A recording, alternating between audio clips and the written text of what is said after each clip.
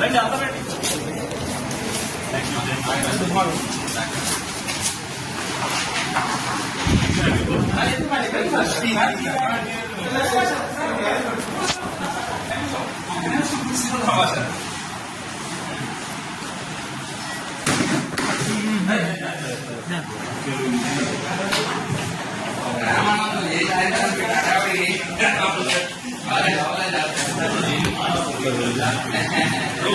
ఇది ప్రజాస్వామ్య దేశం అందరికి కావాల్సింది ఇదేగా భాష, స్వేచ్ఛ. స్వేచ్ఛగా ఎందుకంటే డిపార్ట్మెంట్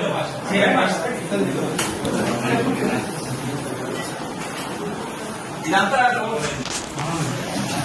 మొత్తం ఇదంతా నేనే చేసుకున్నాను భాష. నేను అంతా ఆ డిపార్ట్మెంట్ లో ఈ క్లాసులో పర్వాలకి దాంతో ఈ క్లాసులో సీఎం వచ్చి నేనే పెట్టాను చంద్రబాబు నాయుడు. మినిస్టర్ అన్నట్టు రివ్యూ మీటింగ్ పెట్టలేదు. భారతదేశ చరిత్ర ముఖ్యమంత్రి వచ్చి డిపార్ట్మెంట్ రివ్యూ మీటింగ్ పెట్టలేదు.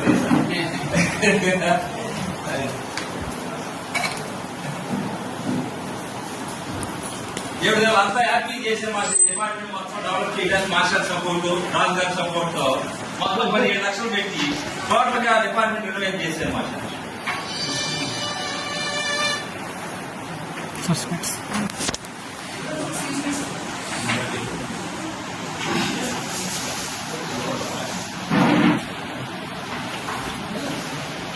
అందరు కూర్చోబెట్టి మొత్తం కూర్చోబెట్టి బాబా గారు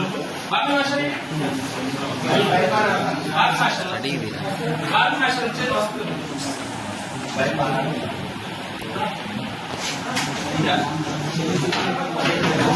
అదే నేను చేసి తొందర చేసేది.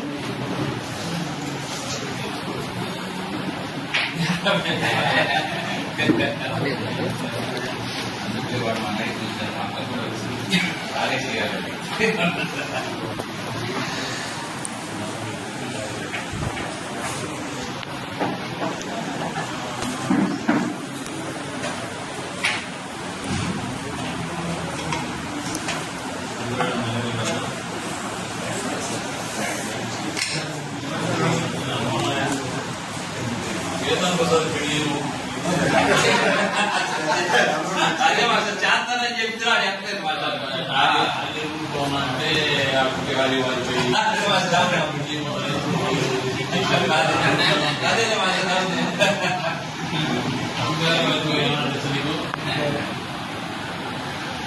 मैं ब्रह्मचारी नहीं अभिवाद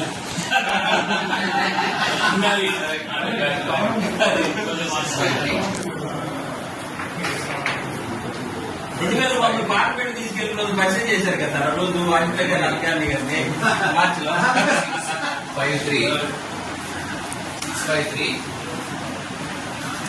653 ఆశనే మ్యారేజ్ చేసింది. ఇంటికి వచ్చి 2000లో మ్యారేజ్ చేసి మాస్టర్ ఇంకెప్పుడు తిట్టుకుంటాం.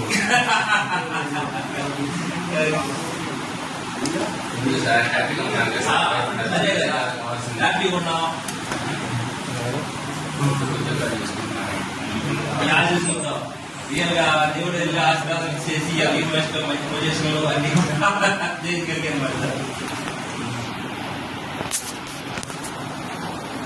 మ్యారేజ్ ముందు ఢిల్లీ తీసుకెళ్లి మాస్టర్ మా దగ్గర 5 పైసలు లేదు.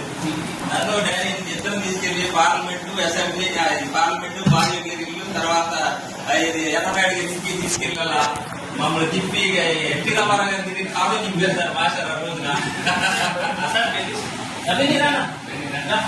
ఢిల్లీలో పొరపాటున మనం కనిపించాలంటే భోజనాలు పెట్టి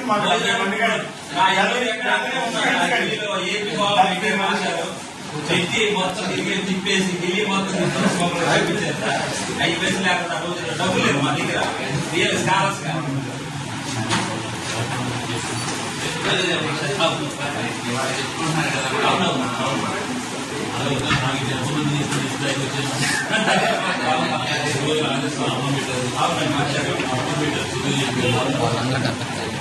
ఆ రోజుల్లో మాస్టర్ గారు ఎక్కడ రాజీ పడకుండా అన్ని రకాలుగా ఇంట్లో సొంత మనుషులు తీసేస్తారు దాంట్లో డాడీ బాగా ఎంత ఇదిగా చూశారంటే సొంత పెళ్ళలాగా చూసి తమ్ముళ్ళలాగా చూసేవాడు.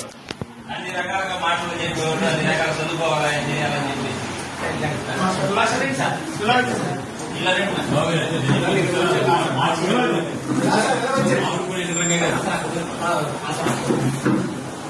ఉమ్మడి యూనివర్సిటీ వ్యవస్థ first principal sir, first principal Srinivas గారి పేరు మిస్ అయింది. ఆ శ్రీనివాసన్ గారు ఇంగ్లీష్ లో మాస్టర్, ఇంగ్లీష్ ఆయన సీతాదేవి పాల్ ఆయన మరి చేతులకి పాస్ ఎట్టే చేస్తున్నాడు సార్. మరి ఆయన అటెండ్ చేయలేదు మాస్టర్ అప్పుడు. ఎక్స్పైర్ ఎక్స్పైర్ శ్రీనివాస్ గారి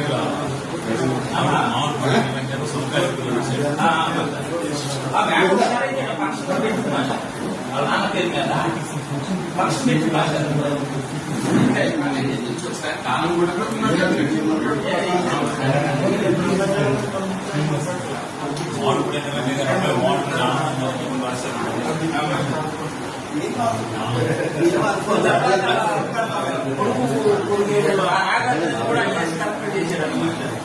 శాంతసేన గారి అమ్మాయి అంటే ఆ శాంతసేన గారి అమ్మాయి మాస్టర్ వెంకట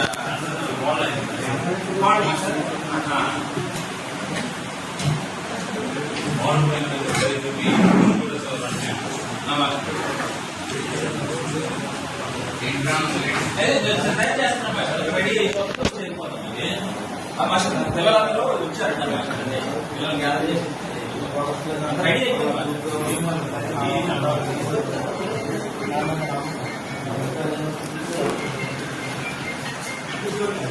రెడీ అయిందా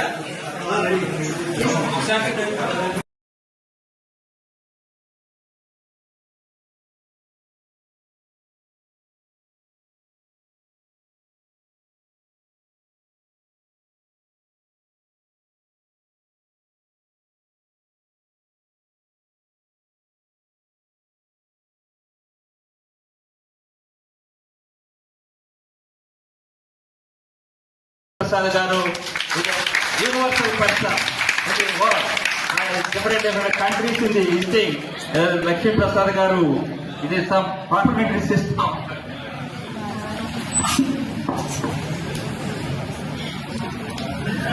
తర్వాత సమావేశం నిర్వహించినప్పుడు ఈ మన పశువులకి మధ్యలో పరిగెత్తుకున్న మధ్యలో కాపలాడతాం కదా, మైక్ పెట్టు లేకపోతే రిమోట్ మైక్.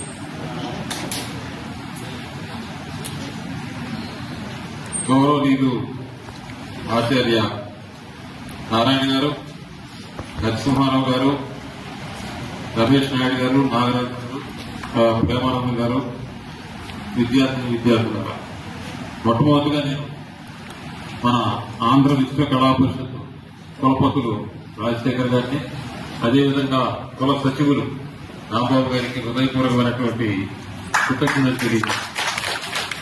వారు నిన్న ఈ సమావేశం యొక్క కోర్సును ఆవిష్కరించి సభ బాగా జరిపించండి అని చెప్పని మొట్టమొదటిసారిగా ఈ సభ నిర్వహిస్తున్నందుకు ఈ విషయం మీద ప్రేమానందాన్ని మీ అందరినీ కూడా ప్రోత్సహించినందుకు వారికి నేను అభినందనలు తెలియజేస్తున్నాను. వారిద్దరి సమర్థవంతమైన నాయకత్వంలో ఈ విశ్వవిద్యాలయం ముందుకు పరుగులు వెళ్తుందని నా ఆశయం.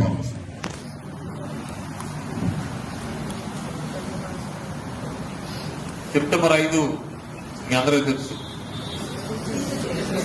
అధ్యాపక దినోత్సవం. సెప్టెంబర్ 14 నిన్న హిందీ దినోత్సవం. ఇవాళ అంతర్జాతీయ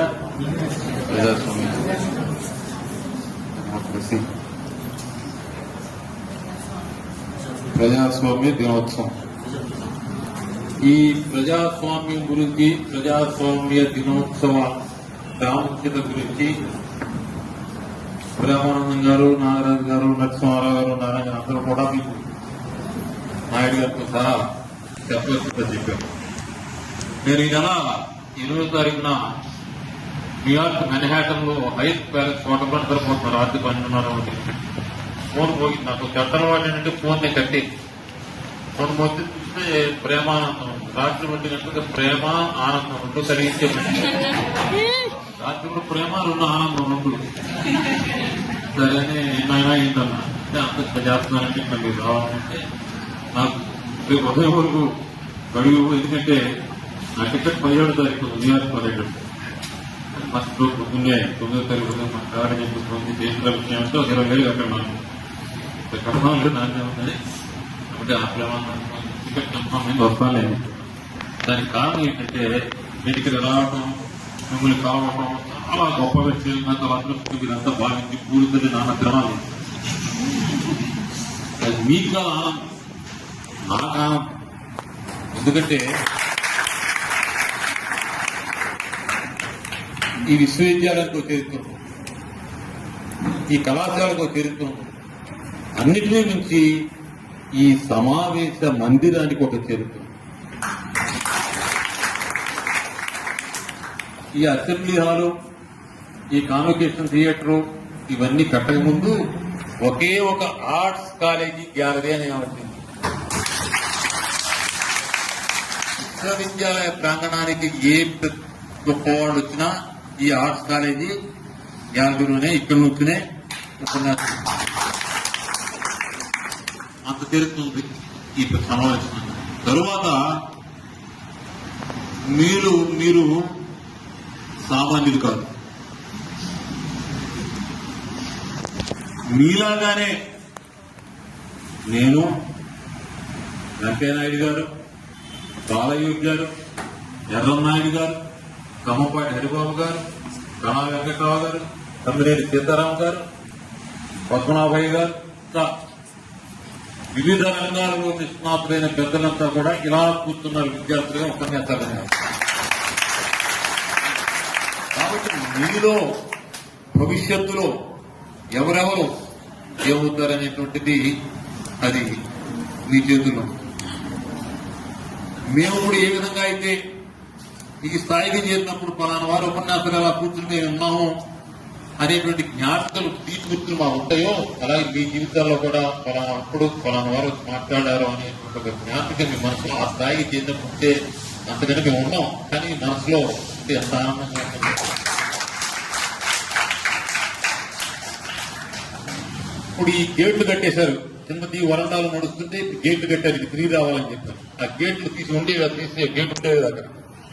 ఆ గేట్ తీసేసాక ఒక ఇల్లే టీ కొట్టు ఉండేది, ఎదురుకుండా 2 బల్లలు ఉండేది, ఆ బల్లల పైన చెట్టు ఉండేది. ఉన్నాయిందా చెట్టు? ఆ చెట్టు కింద 2 బల్లలు ఉండేవి. మేము బల్లల మీద కూర్చునేవాళ్ళం కాదు, బల్లల మీద కాళ్ళు పెట్టి ఆ బల్ల పైన కూర్చునేవాళ్ళం. చెట్టు కింద బ్యాచ్ అనేవాళ్ళం. ఆ చెట్టు కింద బ్యాచ్లో ఉన్నటువంటి వాళ్ళు ఒక ఆయన 2 రాష్ట్రాల గవర్నర్ అయ్యాడు, ఒక ఆయన 3 విశ్వవిద్యాలయ వైస్ ఛాన్సలర్ అయ్యాడు, ఒక ఆయన ఉపరాష్ట్రపతి అయ్యాడు, ఒక ఆయన రాజ్యసభ అయ్యాడు, ఒక ఆయన శాసనసభ్యుడు అయ్యాడు. ఇలా చెట్టు కింద బ్యాచ్ అంటే క్లాస్ అయిన తర్వాత చెట్టు కింద కూర్చునేవాళ్ళం. అంటే 8 to 1 అక్కడ 8 గంటలు 10 గంటల పాఠం చెప్పేవాడిని, అవి తోడు కూర్చునేవాడిని. ఇట్లా అందరం చేసేవాడు. అంటే ఏంటంటే ఉపలక్ష్యకే పీచే కభీ నా విచలిత జీవన లక్ష్యకో.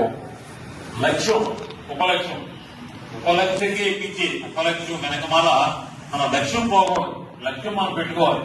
మనం మెడ్రాస్ విశాఖపట్నం ట్రైనింగ్, మెడ్రాస్ ట్రైనింగ్ మధ్యలో పెద్దవాళ్ళ స్టేషన్ లో ఎవడో లా చేశాడు. ఆ లా చేశాడు మనం దిగే దొంగబట్టు బయటకు. ఇది ఉపలక్ష్యం, మన లక్ష్యం కూర్చోదు. ఒక గమ్మత్తైన విషయం చెప్తాను మీకు. డాక్టర్ కేఆర్ నారాయణ గారి పేరున్నారు కదా, ఆయన నేను రాజ్యసభలో ఉన్నప్పుడు ఆయన చైర్మన్ ఉండేవారు, ఉపరాష్ట్రపతి. తర్వాత నేను అక్కడ ఉండగానే ఆయన మరి రాష్ట్రపతి అయినా. ఆయనకి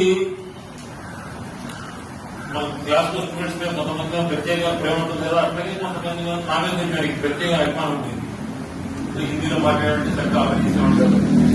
రాష్ట్రపతి కానీ ఉపరాష్ట్రపతి కానీ దేశంలో కానీ వివిధ రాష్ట్రాల్లో పర్యటన చేసినప్పుడు కానీ, లేకపోతే విదేశాలకు వెళ్ళినప్పుడు కానీ వారితో పాటు ఒక 7 మంది పార్లమెంట్ సభ్యులు వారి విమానంలో తీసుకెళ్ళవచ్చు. ఆయన ప్రతిసారి నా పేరు పెట్టేవారు. ఒకసారి నేను ఆ ప్రెసిడెంట్ గారి రూమ్ సపరేట్ గా ఉంటుంది, ఫ్యామిలీ రూమ్, బైక్ లో రాజు మేము కూర్చోవడం, సెక్యూరిటీ అలాగే సెక్రటరీస్ మేము కూర్చుంటే రోజు నేను టిఫిన్ చేస్తే నా వచ్చే అవకాశం నాతో మాట్లాడతాను, అందరిని పాటిస్తాను. నేను టిఫిన్ చేస్తుంటే ఆయన నామతో చూసుకోవాలి కానీ నేను టిఫిన్ చేస్తున్నాను. నన్ను తీసుకెళ్ళి వారి భార్యకి వారి అమ్మాయికి పరిచయం చేసి అప్పుడు నేను నవ్వుతాను. సార్ నాకు చాలా అదృష్టం అవుతుందండి అన్న. వాడతానండి లేదండి, ఎంఏ హిందీ చదువుకున్నాను, పిహెచ్డీ చేస్తాను, యూనివర్సిటీలో ఉద్యోగం వచ్చింది. యూనివర్సిటీలో ఉద్యోగం వచ్చింది. కమ్మాలకి ఒకటి 5 ఎకరాలు పొలం ఇస్తారు, 5 లక్షలు కట్టాలు ఇస్తారు.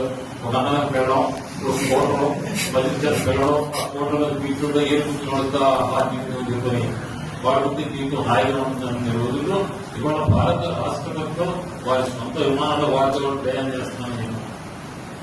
ఆయన పుస్తకాన్ని నేను మద్రాసులో జీటీ ఎక్స్ప్రెస్ ఎక్కి ఢిల్లీ వెళ్ళేవాడిని. చెప్తూ మధ్యలో విజయవాడ స్టేషన్ రాజ్యపాలన వేడివేడి ప్లాట్ఫారం మీద నేను విమానాలు చూస్తున్నాను కదా. ఆయన మొట్టమొదటిసారి ఢిల్లీ వెళ్ళినప్పుడు అంబేద్కర్ గారి దగ్గర ఒక పద్యం లెక్క పట్టింది. ఢిల్లీ రైల్వే స్టేషన్ లో ట్రైన్ దిగి ఆ హోటల్లో బ్యాగ్ పడేసి అంబేద్కర్ గారు ఇంటికి వెళ్ళాడు. ఎలా లెక్కించారు అంబేద్కర్ గారు. ఆయన చూసి వేరే లగేజ్ అంబేద్కర్ గారు లారీలో ఉంది డ్రైవర్ నుంచి ఆ లారీ పంపించి రూమ్ కాడి నుంచి ఆయన ఇంట్లో అయితే నాకు చెప్పానంటే ఇందులో ఈ సంఘటన మీకు ఎందుకు చెప్తున్నాను నేనంటే ఇది జీవితంలో పెద్దవాళ్ళు అయినటువంటి వాళ్ళు ఎక్కడి నుంచి వచ్చారంటే ఇక్కడి నుంచి వచ్చారు, బలం దగ్గర నుంచి.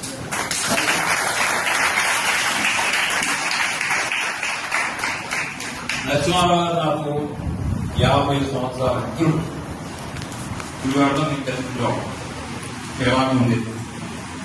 ప్రేమానంద 40 సంవత్సరాల శిష్యుడు, మిత్రుడు, గురువు. విద్యార్థి నాయకుడిగా ఉన్నప్పుడు ఉండవలసినటువంటి లక్షణాలు అవలక్షణాలు అన్నీ ఉండేవి. అయితే అవలక్షణాలు లక్షణాలు ఉన్నవాళ్ళు కొంచెం మంచివాడుగా ఉండేవాడు. అందుకని నేను కొన్ని మంచి విషయాలు చెప్పేవాడు. బాబు ముందు చదువుకోండి, తర్వాత అలాగే జీవితంలో ఏది భాగాలు అలాగే ఎన్ని మొత్తం ప్రతి ఒక్క భాగం అన్ని మనం చదువుకోవడంలో ఉండాలి. ఏది ఎక్కువగా నచ్చలే అట్లాగే ఉండేవాడు. మరి ఏదో చదువుకున్నాడు, ఎక్కడ సంస్కారం నేర్చుకున్నాడు. తర్వాత నేను అప్పట్లో నాకు ఎక్కువ ఏదో కార్యక్రమం తీసుకుంటాను ప్రజానికి అలవాటు. అప్పట్లో నేను వివాహాల్లో ఆడంబరం ఏం చేయొద్దు, అంటే ఎక్కువ ఖర్చులు పెట్టద్దు వివాహాల్లో, అదేవిధంగా అర్థం కాని మంత్రాలు పిచ్చుకోవడం చేయమండి అని చెప్పి నేను ప్రచారం చేస్తూ ఈ దండలు పెట్టి ఉపన్యాసాలు పెట్టి చేస్తూ ఉంటాను. అందులో భాగంగా ప్రేమానందం వచ్చి ఒకసారి నేను కూడా పెళ్లి చేసుకుంటానని అన్నాడు. పెళ్లి చేసుకుంటే నాకేంటని అర్థం. మీరు వచ్చి పౌరహించాడు.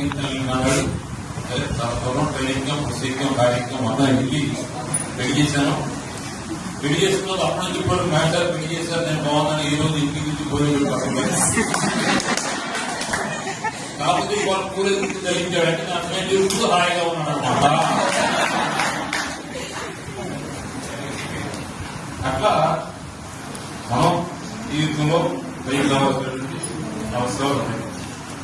ఇక ప్రజాస్వామ్యం గురించి మనం మాట్లాడేటప్పుడు ఇవాళ ఈ రోజు యొక్క ప్రాముఖ్యత ఏంటి, ప్రజాస్వామ్యం ఎన్నికాలంలో నేర్చుకోవాలని చెప్పారు, మాట్లాడారు చెప్పారు. సో నేను ఆ విషయాలు పోకుండా ప్రేమానంద చెప్పారు. నేను ఈ విషయాలు కాకుండా ఎన్ని అందరూ మాట్లాడతారు కదా, నేను ప్రత్యేకంగా మాట్లాడతాను సార్ చెప్పారు. వాళ్ళ నిజంగా ఇక్కడ వచ్చి మిమ్మల్ని ఇక్కడ మాట్లాడాలని నాకు చాలా చాలా చాలా సంతోషంగా ఉంది. మీకున్న సౌకర్యాలు మాకు లేవు. మేము అసెంబ్లీ చూడటం అనేటువంటిది, అసెంబ్లీ సమావేశాలు చూడటం అనేది మాకు హైదరాబాద్ నుంచి అప్పుడు చాలా కష్టంగా ఉంది. అదేవిధంగా పార్లమెంట్కి వెళ్ళి పార్లమెంటు సమావేశాలు చూడటం అనేది చాలా చాలా కష్టంగా ఉంటుంది. కానీ మీకు ఇప్పుడు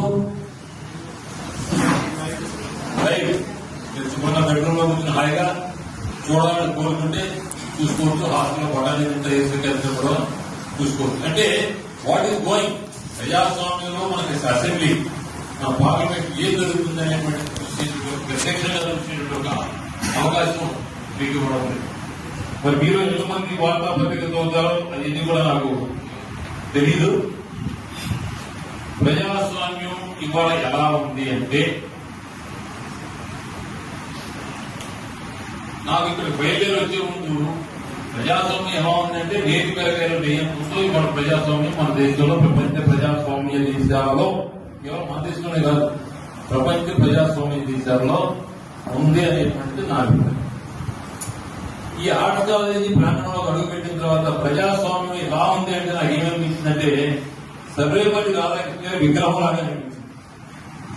ఏంటో చెప్పండి, సింహ పెద్దది, బొమ్మ చిన్నది.